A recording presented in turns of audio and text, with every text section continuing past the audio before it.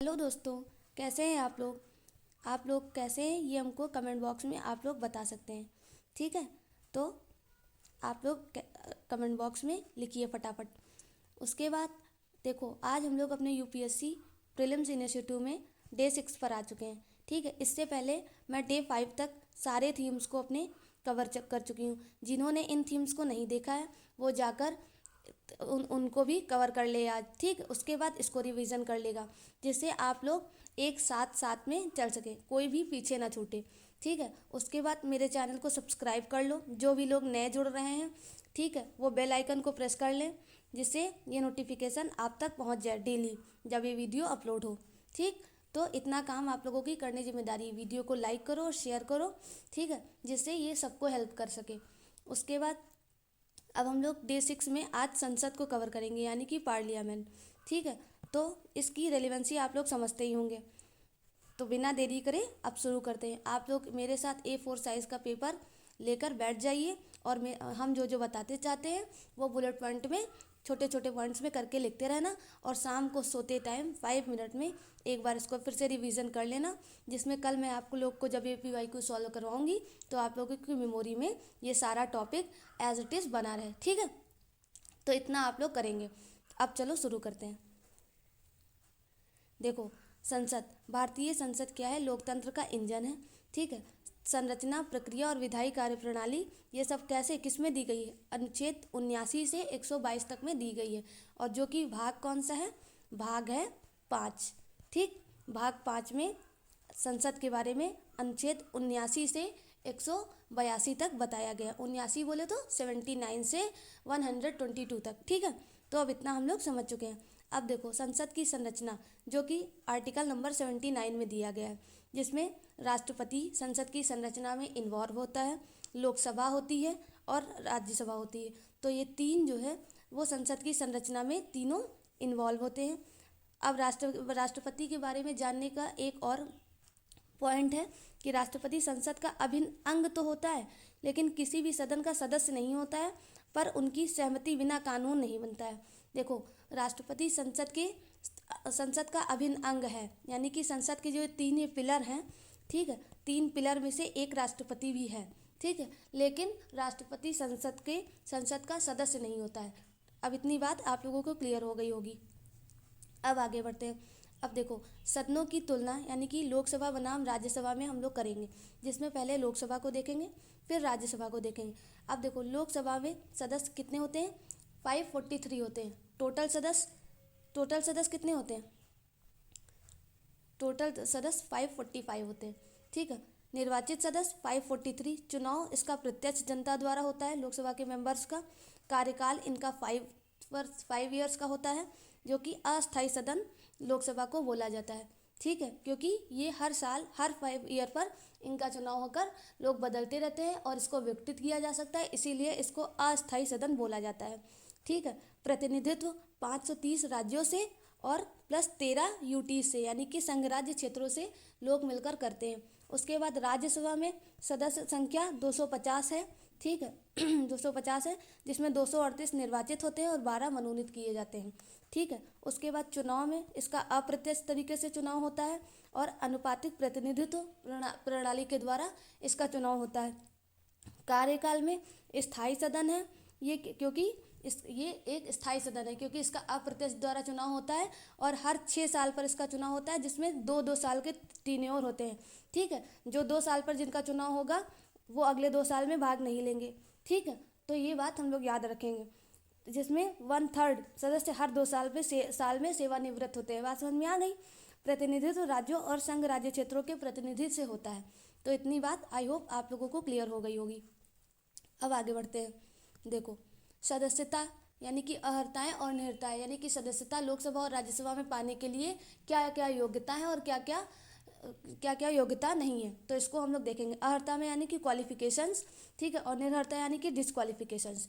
तो अर्हता पहले हम लोग देख लेते हैं, जिसमें भारत का नागरिक होना अनिवार्य है, शपथ या प्रतिज्ञा उसकी लेता है, और आयु लोकसभा बनने के लिए 30 वर्ष, राज्यसभा में और लोकसभा में 25 वर्ष के लिए। तो इतना हम लोग याद रखेंगे।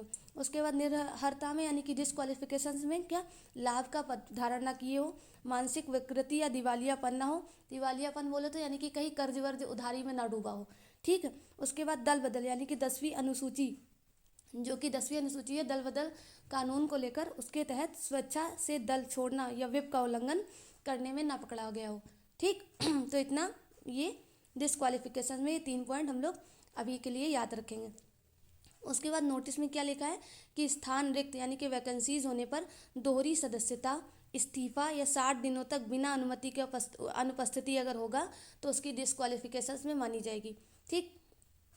उसके बाद सदस्य संसद की पीठासीन अधिकारी, देखो संसद के पीठासीन अधिकारी 2 होते हैं, एक होता है स्पीकर, दूसरा होता है चेयरमैन। स्पीकर यानी कि लोकसभा का अध्यक्ष और चेयरमैन बोले तो राज्यसभा का सभापति।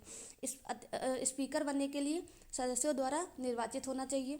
त्यागपत्र, जो अध्यक्ष होता है वो त्यागपत्र सीधा उपाध्यक्ष को देता है, तो ये बात याद रखोगे हमेशा, ठीक है। उसके बाद शक्ति केवल बराबरी यानी कि टाई होने पर, यानी कि 2 तरफ से चुनाव हो रहे हैं, 2 तरफ के मेंबर लोकसभा और राज्यसभा के एक ही मतलब एक सदन में बैठे हैं, तो जब चुनाव हो रहे हैं तो पक्ष दल के और विपक्ष दल के दोनों लोग वोट दे रहे हैं। अगर इन दोनों का बराबर हो जाता है वोट, तब अध्यक्ष अपना वोट देता है, वरना अपना वोट नहीं देता है वो।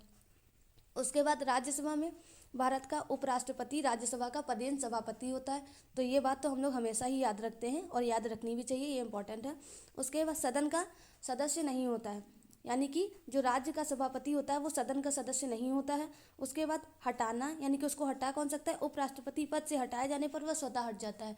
जो कि राज्यसभा का सभापति होता है वो अगर उपराष्ट्रपति पद से हटा दिया गया तो राज्य का सभापति वो भी हट जाएगा, क्योंकि है तो दोनों एक ही, ठीक है। राज्यसभा में जो सभापति है वही तो उपराष्ट्रपति है, अगर वो उपराष्ट्रपति पद से हटा दिया गया तो राज्यसभा के सभापति बनने से वैसे ही हट जाता है, तो इतना हम लोग याद रख सकते हैं। उसके बाद संसद के सत्र और समाप्ति के बारे में देखो एक बार देख लेते हैं। देखो आहूत कौन करता है, संसद के सत्र को आहूत करना राष्ट्रपति द्वारा किया जाता है, ये पहले याद रखो, इंपॉर्टेंट है। उसके बाद 2 सत्रों में अधिकतम 6 माह का अंतर होता है। देखो संसद के 3 सत्र होते हैं, एक कौन सा जो अभी आने वाला है बजट सत्र, ठीक है। उसके बाद दूसरा मानसून सत्र और तीसरा शीतकालीन सत्र। तो इन तीनों सत्रों में से क्या होगा कि 6 माह का अंतर ना हो जब राष्ट्रपति इसको आहूत करे, तो ये एक पहली शर्त है, ठीक। उसके बाद स्थगन आता है।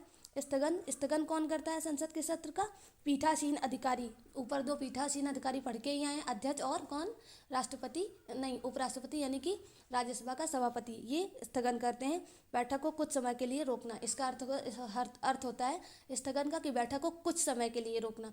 देखो सारे पॉइंट एकदम से ध्यान लगा के सुनते जाओ, ठीक है, एकदम क्लियर आराम से हम बता रहे हैं और अच्छे से आई होप आप लोगों को समझ में भी आ रहा होगा। उसके बाद सत्रावसान का मतलब होता है कि सत्र की समाप्ति करना, जो कि राष्ट्रपति द्वारा की जाती है, तो इसको भी हम लोग याद रखेंगे। फिर विघटन यानी कि डिसॉल्यूशन, यानी कि पूरा उसका ख़त्म कर देना, ठीक है।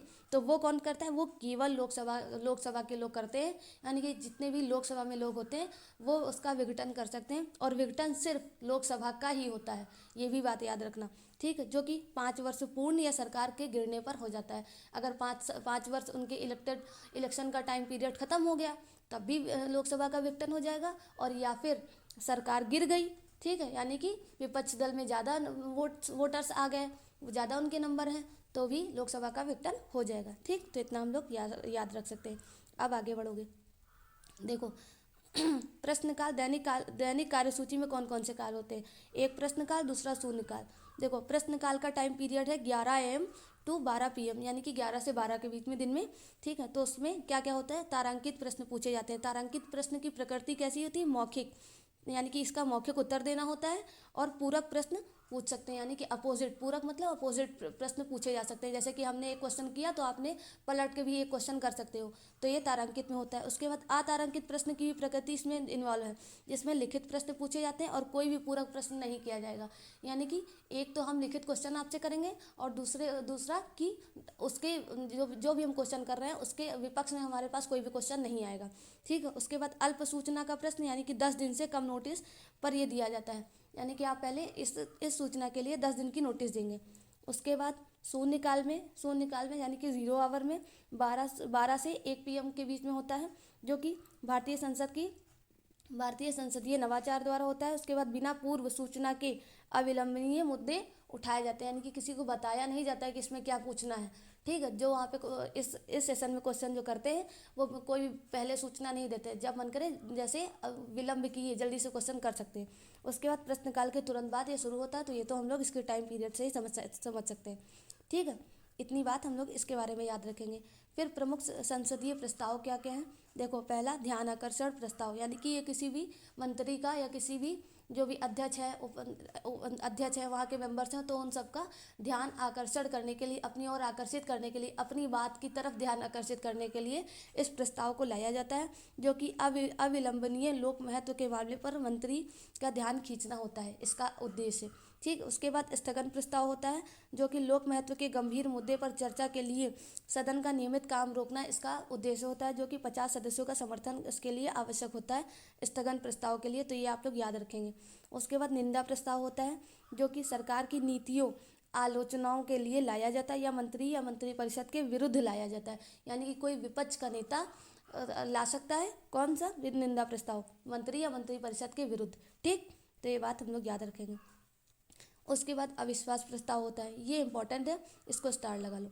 देखो, अविश्वास प्रस्ताव की बात हमारे संविधान में अनुच्छेद 75 में कही गई है, जो कि सामूहिक उत्तरदायित्व का प्रश्न उठता है। ठीक है, ये केवल लोकसभा में पास किया जाता है अविश्वास प्रस्ताव, तो ये हमेशा याद रखोगे। ठीक है, उसके बाद 50 सदस्यों का समर्थन आवश्यक होता है, ये भी याद रखोगे। उसके बाद 50 सदस्यों के समर्थन मिलने के बाद जब ये पारित हो जाता है तो सरकार को त्यागपत्र देना ही होता है, और इसमें कारण बताने की आवश्यकता नहीं होती। ठीक है, जब ये पारित हो गया, समर्थन इसका मिल गया, तो फिर कारण बताने का कोई बात उठती ही नहीं है। ठीक, और ना ही इसकी आवश्यकता होती है, तो ये बात हम लोग याद रखेंगे। अविश्वास प्रस्ताव यानी कि नो कॉन्फिडेंस मोशन। ओके, चलो अब विधेयकों का वर्गीकरण देखते हैं। देखो, विधेयकों का वर्गीकरण में साधारण विधेयक, धन विधेयक, वित्त विधेयक और संविधान संशोधन विधेयक यानी कि संविधान संशोधन बिल, तो ये 4 तरह के विधेयकों का वर्गीकरण हम लोग देखेंगे। तो पहले साधारण विधेयक की ओर हम लोग आगे बढ़ते हैं।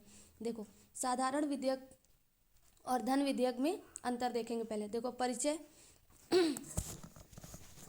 में साधारण विधेयक में किसी भी सदन में इसको लाया जा सकता है, लेकिन धन विधेयक को केवल लोकसभा में लाया जा सकता है। ये इस तरह आप लोगों को इसलिए पढ़ाते हैं कि ये इस तरह की फ़ोटो से, इस तरह के मैपिंग से और इस तरह के तरीके से जल्दी याद हो जाती हैं चीज़ें। ठीक है, तो अगर आप लोग A4 साइज़ में लिखोगे ना, तो इसी तरह एक तरफ साधारण विधेयक और एक तरफ धन विधेयक करके सब लोग इसी तरह लिखो, जिसमें कंपैरिजन करने पर, और क्वेश्चन भी अगर आते हैं तो इसी तरह के फॉर्मेट पर आते भी हैं। ये नहीं अलग अलग पढ़ लिया। ठीक है, अलग अलग पढ़ तो लोगे, पर दिमाग को एक स्ट्रक्चर्ड वे में चीज़ें अच्छी लगती हैं। ठीक है, तो आप लोग जितनी भी चीज़ों को पढ़ो, दिन में जितना भी रिवाइज करो, हर एक चीज़ को एक टॉपिक से दूसरे टॉपिक को हो सके तो कवर करो, हो सके तो जोड़ो, हो सके तो उसका स्ट्रक्चर बनाओ, फिगर बनाओ, और स्ट्रक्चर बाय स्ट्रक्चर लिखोगे तो वो जल्दी आसानी से चीज़ें याद हो जाएंगी। ठीक है, पढ़ाने के लिए हम इस तरीके को भी यूज़ करते हैं, एक अपना सिंपल फॉर्मेट भी यूज़ करते हैं, तो उसके साथ भी पढ़ाते हैं आप लोगों को। ठीक है, लेकिन ये इसलिए इस तरह से आप लोगों को पहले पढ़ाते हैं कि आप लोग जो छोटे छोटे पॉइंट फिगर द्वारा बना रहे हो वो उसी तरह बना लो। अगर जब हम उसको आगे पढ़ाएंगे या कोई उसमें इन्फॉर्मेशन ऐड होगी तो उसी में थोड़ी सी जगह छोड़ देना और ऐड करते चले जाओ, जिसमें एक पन्ने में आपका स्ट्रक्चर्ड वे में सारी चीज़ें क्लियर हो जाए। ठीक, तो आप लोग इसको याद रखोगे। और दूसरी बात, हम अपने टेलीग्राम चैनल की लिंक यूट्यूब पर 1 ही 2 दिन में डालने वाले हैं, जिस पर ये PPT का फॉर्मेट हम रोज़ सेंड कर दिया करेंगे। आप लोग चाहो तो इससे ही डायरेक्टली उसको पढ़ सकते हो, दोबारा रिवीजन कर सकते हो। ठीक, लेकिन वो काम अभी 2-3 दिन में होगा, अभी नहीं हम करने जा रहे हैं। तो आज का आपका ये जो काम कर रहे हो वो ऐसे एज इट इज़ करते जाओ, आप खुद से करोगे। जितनी भी ज्ञान इंद्रियां हैं आप अपने पढ़ने लिखने में यूज़ करोगे, उतना ही आप लोगों को आराम होगा। तो अब शुरू करते हैं। देखो, साधारण विधेयक और धन विधेयक में क्या। देखो, परिचय में साधारण विधेयक किसी भी सदन में लाया जा सकता है, और धन विधेयक केवल लोकसभा में लाया जा सकता है। पूर्व अनुमति की इसमें आवश्यकता नहीं होती है, और धन विधेयक में राष्ट्रपति की पूर्व अनुमति की आवश्यकता होती है। ये जब हमने राष्ट्रपति पढ़ाया तो आप लोगों को बार बार बताया है। ठीक है, उसके बाद राज्यसभा की शक्ति के बारे में, संशोधन अस्वीकार कर सकता है 6 माह में। ठीक है, उसके बाद लेकिन धन विधेयक में केवल 14 दिन रोक सकता है, यानी कि संशोधन नहीं कर सकता है। राज्यसभा की शक्ति क्या होती है साधारण विधेयक और धन विधेयक को लेकर? देखो, साधारण विधेयक में वो संशोधन भी कर सकता है, उसको अस्वीकार भी कर सकता है और 6 माह तक रोक भी सकता है, ठीक है। लेकिन धन विधेयक के मामले में राज्यसभा की शक्तियाँ सीमित होती हैं, क्योंकि वो 14 दिन तक सिर्फ उसको रोक सकता है, ना ही उस पर संशोधन कर सकता है और ना ही उस पर कोई बदलाव कर सकता है। तो ये बात हम लोग समझ सकते हैं अच्छे से, ठीक है। अब संयुक्त बैठक की बात कर ले तो साधारण विधेयक में पॉसिबल है, बट धन विधेयक में पॉसिबल नहीं है, ठीक। तो इतना हम लोग सब समझ चुके हैं।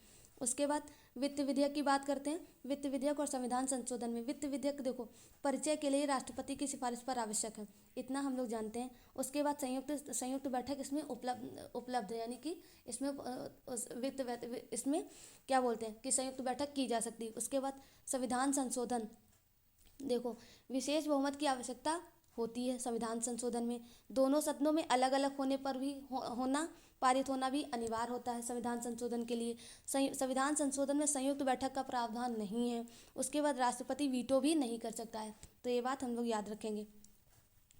फिर संयुक्त बैठक अनुच्छेद 108, ये याद रखो। संयुक्त बैठक का प्रावधान लोकसभा और राज्यसभा दोनों से किया जाता है। इसका बुलावा कौन करता है? राष्ट्रपति द्वारा किया जाता है संयुक्त बैठक का बुलावा 108 के तहत, ठीक है। अध्यक्षता लोकसभा के अध्यक्ष इसको अध्यक्षता इसकी करते हैं। निर्णय साधारण बहुमत से संयुक्त बैठक में निर्णय लिया जाता है। उसके बाद कब बुलाई जाती है? जब एक सदन में विधेयक पारित करे और दूसरा विधेयक अस्वीकार कर दे या 6 महीने तक उसकी गतिरोध करके रखे, ठीक है, यानी कि उसको गति पर रोक करके बैठे, उसमें कोई भी उत्तर उसके लिए ना दे, तब संयुक्त बैठक बुलाई जाती है राष्ट्रपति के द्वारा। अपवाद क्या है कि धन विधेयक और संविधान संशोधन पर लागू नहीं होता है। कौन सी? संयुक्त बैठक। तो ये हम ऊपर अभी 2 पॉइंट्स पढ़ के ही आए हैं। अब देखो, विधेयकों का व्यपगत होना यानी कि लैप्सिंग ऑफ बिल्स, इसमें क्या है कि लोकसभा का विघटन होता है, ठीक। तो लोकसभा के विघटन में विधेयक समाप्त हो जाते हैं। जब लोकसभा का विघटन होगा तो कौन से विधेयक समाप्त हो जाएंगे, ये हम लोग देखेंगे। जब लोकसभा का विघटन होता है तो लोकसभा में विचाराधीन विधेयक जो कि लंबित हैं, यानी कि जिन विधेयक पर विचार चल रहा है, तो वो सारे विधेयक विघटित हो जाएंगे जब लोकसभा का विघटन होगा, ठीक है। उसके बाद लोकसभा द्वारा पारित, लेकिन राज्यसभा में पारित नहीं है, यानी कि राज्यसभा में लंबित चल रहे हैं, यानी कि जो भी बिल्स लोकसभा में, मान लो लोकसभा से साइन कर दिए गए हैं, लोकसभा से राज्यसभा में भेज दिए गए हैं पारित करके, लेकिन अभी राज्यसभा में उस पर विचार चल रहा है, राज्यसभा में लंबित है, तो वो भी विधेयक विघटित कर दिए जाएंगे। कब? जब लोकसभा विघटित हो रही है। तो इन दोनों प्रकृति पर हम लोग विशेष ध्यान रखेंगे। उसके बाद कौन कौन से पारित हो जाएंगे जब लोकसभा का विघटन हो रहा है? तब भी देखो वो कौन से विधेयक होंगे, जब राज्यसभा में विचाराधीन है, जो लोकसभा ने पारित नहीं किया है, यानी कि जो राज्यसभा में विधेयक विचाराधीन है और लोकसभा ने उनको पारित किया हो या ना किया हो, वो हमेशा विघटित नहीं होंगे, ठीक है। उसके बाद जिस पर संयुक्त बैठक अधिसूचित हो चुकी हो, जिन पर संयुक्त बैठक हो चुकी हो, वो पारित कर दिए जाएंगे, और राष्ट्रपति की अनुमति के लिए जो भी लंबित विधेयक है वो भी पारित कर दिए जाएंगे। तो इन 3 को अलग और इन 2 को अलग हम लोग हमेशा विशेष तरह से याद रखो, हमेशा अच्छे से याद रखो, ठीक है। अब हम लोग आगे बढ़ते हैं। देखो, भारतीय संसदीय प्रणाली, सारांश में हम कह सकते हैं कि संरचना में क्या, मानसून सत्र, शीतकालीन सत्र और बजट सत्र, 3 तरह के सत्र चक्र चलाए जाते हैं, और विधायी प्रक्रिया से इसको इवॉल्व किया जाता है, विधायी प्रक्रिया द्वारा इसको चलाया जाता है। फिर संसद केवल कानून बनाने की जगह नहीं है, बल्कि सरकार की जवाबदेही और लोकतंत्र की संप्रभुता का प्रतीक है। तो ये हम लोग जानते ही हैं। एक बार अब दोबारा अपने फॉर्मेट में हम आप लोगों को रिवीजन करवाते हैं, जो पॉइंट छूटे होंगे वो फिर से आप लोग उसमें कवर करोगे, ठीक। इंट्रो हम लोग पढ़ चुके हैं, दोबारा पढ़ने की जरूरत नहीं। संवैधानिक आधार यानी कि 79 से 182 बता चुके हैं, ये सब हो चुका है। देखो, संसद की संरचना क्लियर है। राष्ट्रपति की भूमिका हम लोग देख लेंगे एक बार फिर से। देखो, राष्ट्रपति संसद का अभिन्न अंग है, ये इंपॉर्टेंट है, इसीलिए दोबारा बता रहे हैं, ठीक है। परंतु संसद का सदस्य नहीं, तो ये बात याद रखो, PYQ में स्टेटमेंट में सीधा आता है, ठीक है। उसके बाद प्रमुख शक्तियां राष्ट्रपति की क्या क्या उत्तरदायित्व हैं? तो संसद को बुलाना, स्थगित करना और लोकसभा को भंग करना, ये उसका उत्तरदायित्व है। फिर संसद द्वारा पारित विधेयक को स्वीकृति देना, ये करेगा। अध्यादेश जारी करता है कब? 123 के तहत, ठीक है। उसके बाद संयुक्त अधिवेशन बुलाता है 108 के तहत। संसद में अभिभाषण 87 के तहत। ये इतने कार्य उसके होते हैं। अब लोकसभा के बारे में, सब पढ़ चुके हैं। अधिकतम मेंबर्स देख लेते हैं। लोकसभा में अधिकतम मेंबर 552 होते हैं, यानी कि 552। ठीक है, प्रेजेंट टाइम में 543 हैं। इतना हम लोग याद रख सकते हैं और ये बाकी सब हो चुका है।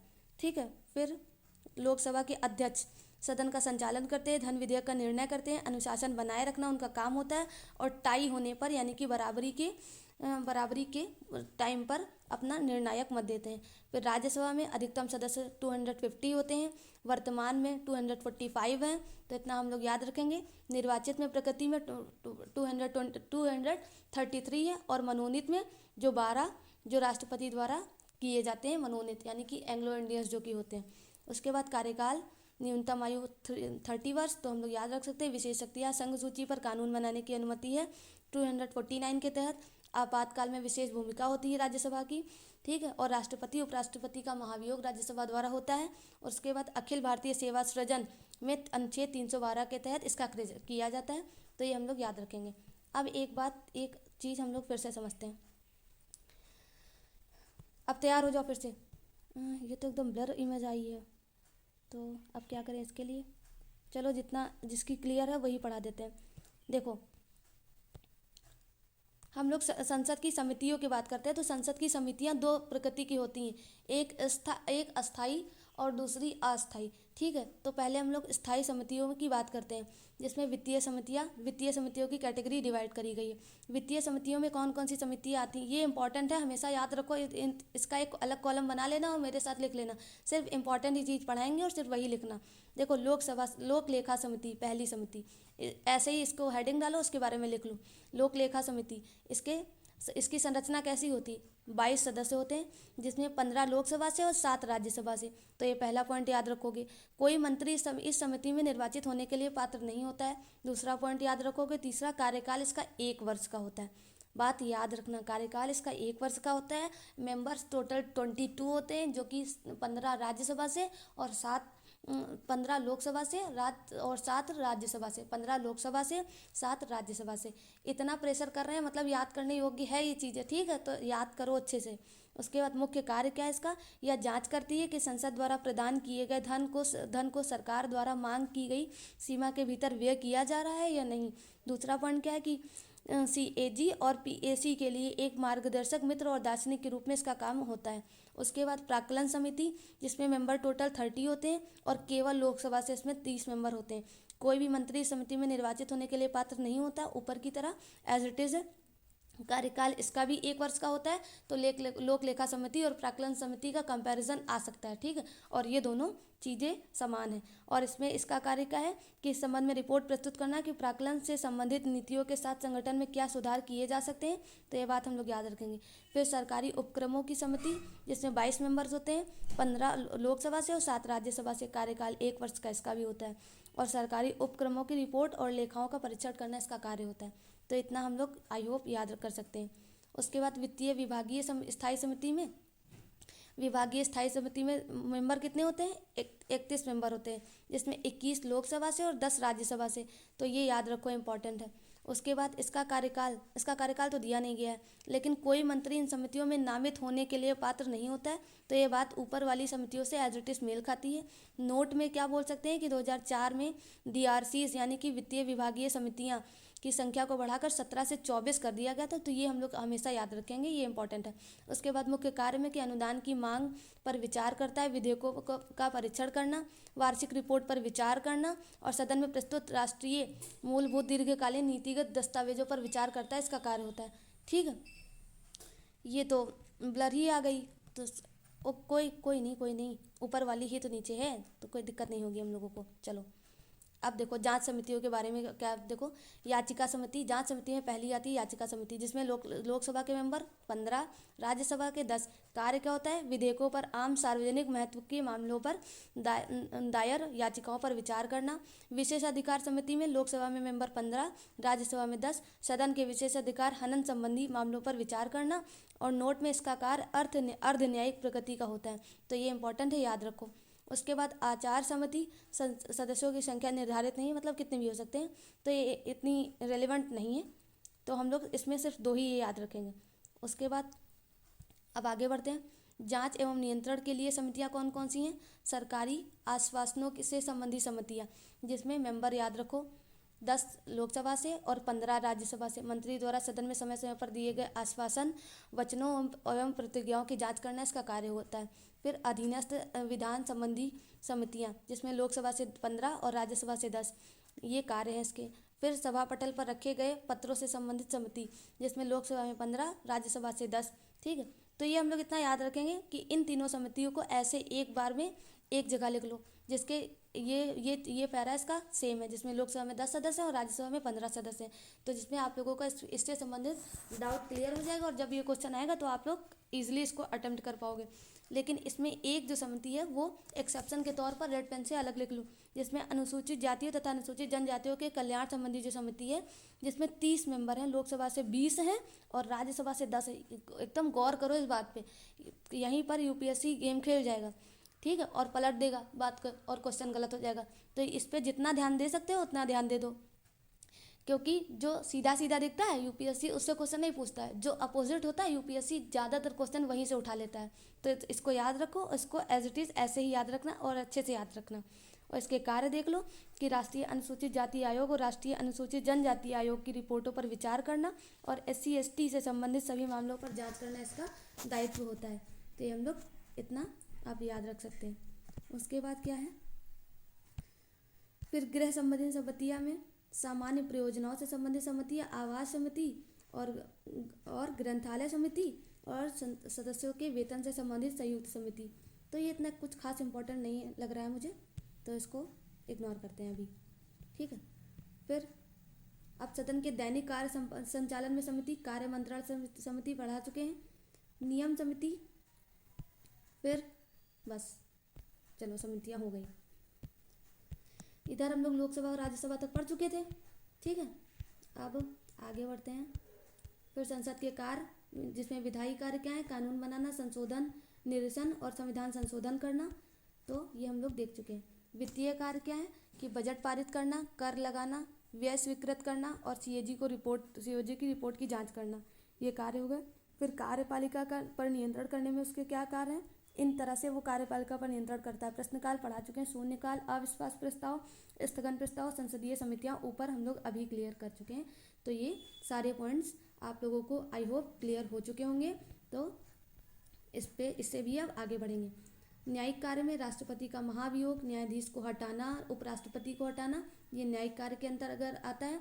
अब आप लोग हम एक क्वेश्चन बहुत इजी सा और बहुत सिंपल सा कि राष्ट्रपति का महाभियोग कौन से आर्टिकल में दिया गया है, ठीक है, ये हमको कमेंट बॉक्स में अभी आंसर करके बताओ, ठीक है। निर्वाचन कार्य क्या है कि राष्ट्रपति उपराष्ट्रपति का चुनाव ठीक संसद द्वारा पारित होता है और राष्ट्रपति का महाभियोग भी संसद में लोकसभा और राज्यसभा के माध्यम से किया जाता है। तो इतना हम लोग याद रख सकते हैं।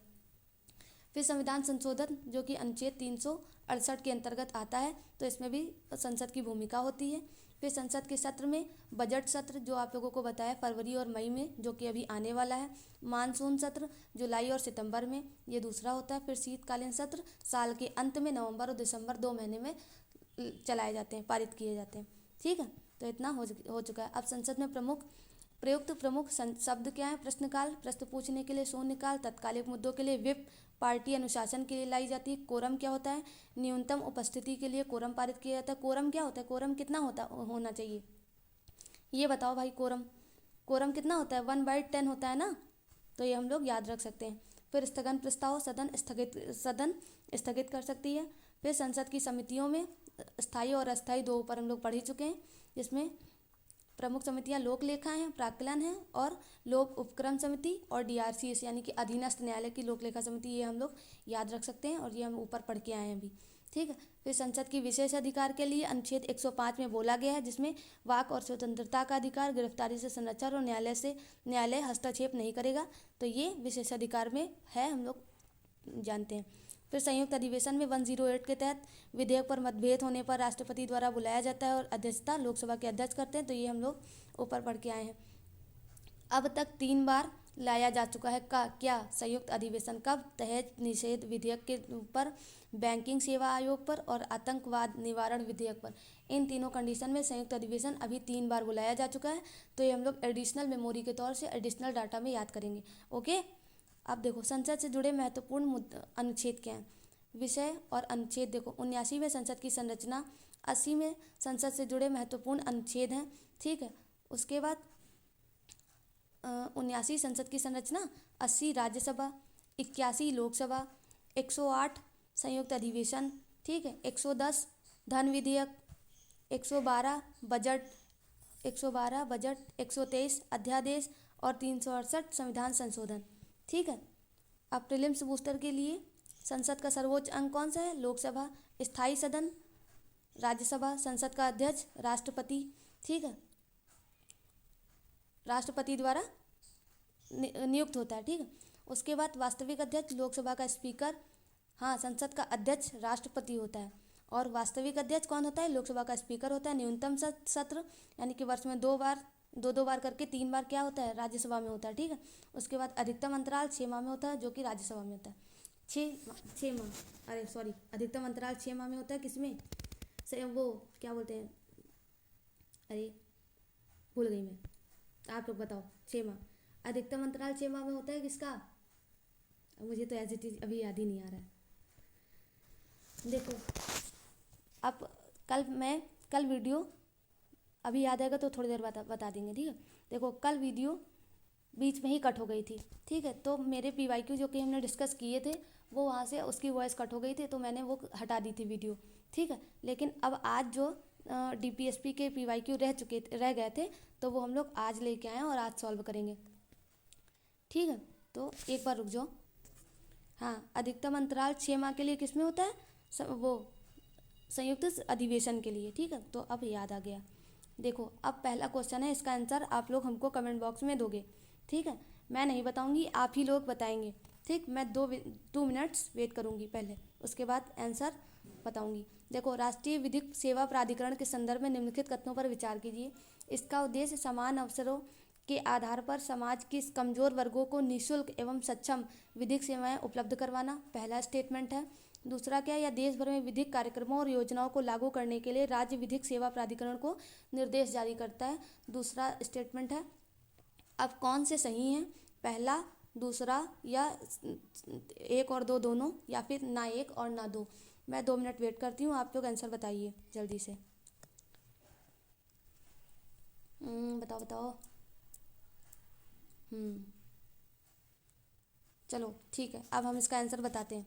ठीक, देखो इसका आंसर है 1 और 2 दोनों। ठीक है, यानी कि इसका उद्देश्य समान अवसरों के आधार पर समाज के कमजोर कल्याण वर्ग निःशुल्क एवं सक्षम विधिक सेवाएं उपलब्ध करवाना भी है, और देश भर में विधिक कार्यक्रमों और योजनाओं को लागू करने के लिए राज्य विधिक सेवा प्राधिकरणों को निर्देश जारी करना भी इसका उद्देश्य है। एक बार हम लोग इस एक्सप्लेनेशन में देख लेते हैं। 1 और 2 दोनों राष्ट्रीय विधिक सेवा प्राधिकरण को नालसा बोलते हैं। इसका गठन विधिक सेवा प्राधिकरण अधिनियम 1987 के तहत किया गया था। एक कथन सही है और दूसरा भी कथन सही है। ठीक है, तो अब हम लोग आगे बढ़ते हैं। अब दूसरा क्वेश्चन, ठीक है, देखो ये PYQ 2020 का है, बहुत पुराना नहीं है। अब हम लोग इसके बारे में सोचेंगे। भारत में विधिक सेवा प्राधिकरण यानी कि लीगल सर्विस अथॉरिटीज़ निम्नलिखित में से किस प्रकार के नागरिकों को निःशुल्क विधिक सेवाएं प्रदान करती हैं? 1 लाख से कम वार्षिक आय वाले व्यक्ति को, 2 लाख से कम वार्षिक आय वाले व्यक्ति को, या 3 लाख से कम वार्षिक आय वाले व्यक्ति को, यानी कि OBC जो कि संरक्षण सदस्य के सभी वरिष्ठ नागरिक होते हैं। तो अब इसका आंसर आप लोग दीजिए जल्दी से। Option 1 and 2, option 3 and 4, option B 3 and 4, option C 2 and 3, option D 1 and 4। जल्दी से आंसर दो, उसके बाद मैं इसका आंसर बताऊंगी। तो इसका आंसर क्या है? A 1 and 2। तो इसका आंसर इतना सही है। ठीक है, तो हम लोग एक्सप्लेनेशन में देख लेते हैं। इसका आंसर है 1 एंड 2 सही है। ठीक है, विधिक सेवा प्राधिकरण अधिनियम 1987 की धारा 12 के अनुसार कुछ श्रेणियों के व्यक्ति निःशुल्क कानूनी सेवा के पात्र हैं, जिसमें कि 1 लाख से कम वार्षिक आय वाले और 2 लाख से कम वार्षिक आय वाले भी पात्र होंगे।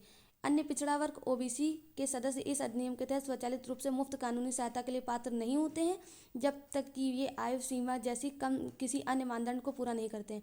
तो ऑप्शन में 1 एंड 2 हम लोगों का सही आंसर हो जाएगा। अब आगे बढ़ते हैं और इसका आंसर आप ही लोग दोगे। ये इजी क्वेश्चन है, इसका आंसर दो। निम्नलिखित में से कौन सा राज्य के नीति निर्देशक तत्व में शामिल है? पहला, मानव के दुर्व्यापार और बलात्सर्म का प्रतिषेध। दूसरा, मादक पेय और स्वास्थ्य के लिए हानिकारक औषधियों और औषधीय योजनाओं से भिन्न उपयोग का प्रतिषेध करना। इसका आंसर जल्दी से दो मुझे कमेंट बॉक्स में, अभी चाहिए। ठीक है, 10 ये यूपीएससी 2008 में पूछा गया क्वेश्चन है, जल्दी बताओ भाई। इसका आंसर क्या होगा, मैं अब बताने वाली हूँ। देखो इसका आंसर क्या है, इसका आंसर सिर्फ दो सही है। देखो, मानव के दुर्व्यापार और बलात्कार की बात तो फंडामेंटल राइट्स में आर्टिकल नंबर 23 में की गई है। ठीक, तो ये तो मौलिक अधिकार का भाग हो गया, तो ये इसमें तो डीपीएसपी में पूछा गया है, तो सिर्फ इसकी बात डीपीएसपी में की गई है, जो कि केवल दो, इसका आंसर सही हो जाता है। ठीक है, तो अब हम लोग, ये हो गया इसका एक्सप्लेनेशन, आप लोग वीडियो को पॉज करके देख सकते हो। अब इसका आंसर जल्दी से बताओ। भारत में न्यायपालिका और का कार्यपालिका से पृथक्करण किस व्यादिष्ट में यानी कि किस आर्टिकल में पूछा गया है, किससे व्यादिष्ट है यानी कि किससे संबंधित है।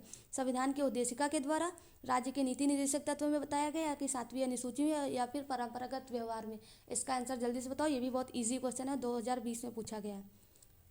तो सोचो मेरे पढ़ाने से कितने क्वेश्चन आते हैं, कितने फंस सकते हैं, कितने कितने आए। अगर आप लोग जुड़ोगे डेली बेसिस पे तो आप लोगों को कितना फ़ायदा होगा ये आप लोग खुद भी जान सकते होगे। ठीक, तो आप लोग का ही फ़ायदा होने वाला है, तो मेरे साथ इससे और इसी के साथ मेरा भी फ़ायदा करिए, मुझे सब्सक्राइब करिए। ठीक है, चलो खैर, इतनी बातें तो मेरा ध्यान, आप लोगों का ध्यान भटकाने के लिए मैं बोल रही थी। अब जल्दी से इसका आंसर दो। देखो इसका आंसर क्या होगा, राज्य के नीति निर्देशक तत्व। ठीक है, तो हम लोग आर्टिकल नंबर 50 में कार्यपालिका की न्यायपालिका से पृथक्करण की बात कही गई है, तो ये हम लोग याद रख सकते हैं। ठीक है, ये इसका एक्सप्लेनेशन है, आप लोग 2 मिनट लगा के पढ़ सकते हो। ठीक, तो ये बात भी क्लियर हो गई। उसके बाद अब इसका आंसर दो। भारतीय संविधान के अंतर्गत धन का केंद्रीकरण किसका उल्लंघन करता है, यूपीएससी 2021 में पूछा गया है। ठीक है, ऑप्शन क्या है, समता का अधिकार, राज्य के नीति निर्देशक तत्व, स्वतंत्रता का अधिकार, या कल्याण की अवधारणा, किसका उल्लंघन करता है। तो इसका आंसर क्या हो जाएगा, डीपीएसपी। ठीक, तो अब आज के लिए इतना ही। थैंक यू सभी को मेरे साथ बने रहने के लिए। ठीक, कल सभी लोग मॉर्निंग 8 to 9 AM जुड़ेंगे हमारे साथ। हमारे चैनल को सब्सक्राइब कर लीजिए, हमारा सपोर्ट करिए। ठीक, लाइक करिए, शेयर करिए, और जो भी डाउट हो वो आप लोग कमेंट सेक्शन में मुझसे पूछ सकते हैं। ठीक, तो मेरा पूरा प्रयास रहेगा उन सभी को दूर करने का। और बाकी इस सीरीज़ में आप लोगों का जुड़ना बहुत ही अनिवार्य भी है और बहुत ही फ़ायदेमंद भी आप लोगों के लिए रहेगा, तो प्लीज़ जुड़िए। ठीक, आज के लिए bye bye, have a nice day, Jai Hind.